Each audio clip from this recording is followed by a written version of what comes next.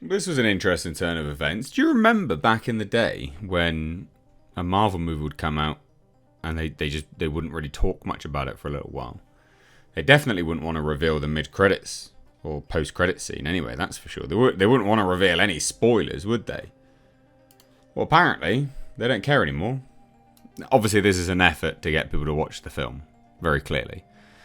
But the executive producer on the Marvels has come out and done an Entertainment Weekly interview and has just out and out dropped all the spoilers for the mid-credit scene, which I think is pretty revealing. I think it reveals desperation at Marvel. They're happy just to spoil the film because they want people to watch it, I guess, which is odd. Now, obviously, it sort of seems counterintuitive, but I mean, it's not. Because if you really want to see these things in live action right now, you're going to go. Now, most people, spoilers, it doesn't really affect whether they go watch the movie or not, but some people it does. But it's just fascinating. It's just genuinely fascinating. Now, I think what is potentially the most interesting thing about this whole movie was they chose this film to introduce X-Men. This film. They chose to introduce X-Men. Disney bought 20th Century Fox for billions of dollars. And this is the film they introduced the X-Men into. Pfft, what a shit show. So, there was an interview with Entertainment Weekly, and executive producer Mary Livanos was asked if she always knew that the Marvels would be the movie to introduce the X-Men. Do you see how this really does fly in the face of what they've previously done? Never would they be doing this. So, I mean, we're Tuesday? Tuesday after opening weekend. Are you shitting me? This is insane. Now, for those that don't know, the mid-credit scene, as explained here, Monica, who is this one, Monica Rambeau wakes up in a medical lab with her late mother, Maria Rambeau, by her side. Monica is overcome with joy, but Maria, who is actually this world's binary, has no idea who she is. As Monica's confusion grows, a familiar voice asks, "How's our patient?" and a comic-accurate, fully CGI take on Hank McCoy, Beast, voiced by Kelsey Grammer, enters the room. So McCoy mentions Charles Xavier, which obviously suggests that there are more mutants, X-Men, in this location, and Monica has entered their timeline. Whether it will prove to be the exact same universe as the 20th Century Fox one, we don't know. Blah, blah, blah, blah, blah, blah, blah, blah. Also, that CGI was garbage, just as an FYI. It was crap. But again, they introduced the X-Men in the Marvels, guys. The Marvels. Of all films to introduce them. So, this producer responds and says this. The notion that Monica ends up in an alternate universe with the hope that it could tie in with the X-Men was something I always had on my to-do list. Weird, okay? I love how in the comics, Carol Danvers, as Binary, spends some time with the X-Men in space. And I love the idea that in an alternate universe, it was Maria who beat Carol Danvers to the hangar back during the events of Captain Marvel.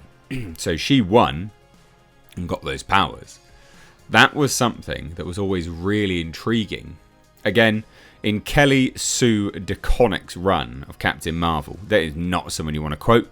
Do you remember Kelly Sue DeConnick? This is the one that was like, don't like my politics, don't buy my book. And then no one bought her book. Comedy gold. Comedy gold. Love, you live in a capitalist society, right? You do actually have to please people. Fucking spaz. There's an incredible storyline where Carol essentially time travels and gives herself powers in the past, rather than the male Captain Marvel. My God. Just, sorry. I did not know that was Kelly Sue DeConnick's Captain Marvel. Kelly Sue DeConnick, such a misandrous bitch that she literally has to get Captain Marvel to time travel so no man gives her powers. That is unreal levels of feminist nonsense. I'm sorry, I did not know that. That is hilarious. Anyway, that was always a really mind-bending, beautiful storyline that we wanted to bring to life in some way. How is that mind-bending and how is that beautiful? That is garbage. So we tried to capture that spirit with this, and of course it harkens back to their conversation on the porch when Carol goes to visit Maria. But I'm so delighted that Kevin Feige and folks were stoked about the idea of Binary and the fact that she does fit into the X-Men universe. As a fan, I was just absolutely floored and delighted that we got to get Beast in there and have a big old X right behind Binary. It was bananas. Oh my god. Well, there you go.